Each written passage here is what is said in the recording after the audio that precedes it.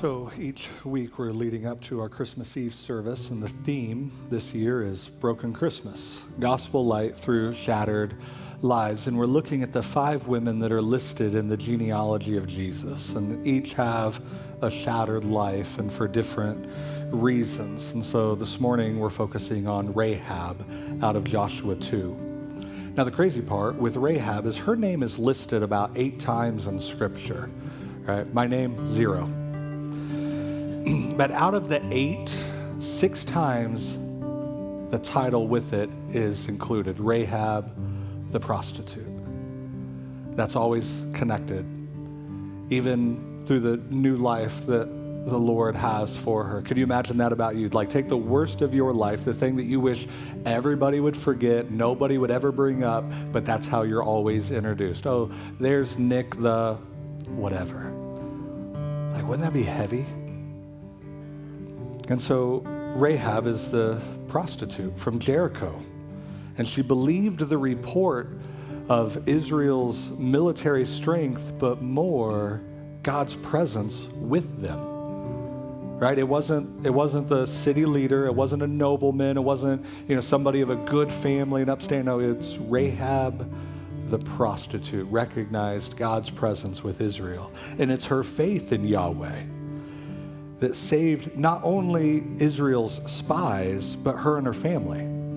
For years, I wonder if her family was like, man, somebody needs to save Rahab. You know what Rahab's doing again? Another year of Rahab just being Rahab. And everybody in the city would have known exactly who she is and what she was doing. But in God's upside down kind of kingdom, it was Rahab that saves her family. And after this, the whole of saving her family, she marries a guy named Salmon, and she, a transformed prostitute, is bonded forever to the Messiah by the birth of her son Boaz. And we'll talk about his wife next week. It's like, who could imagine that such people would be so closely connected with Jesus? Like, why did God choose to use such broken people in his story of redemption?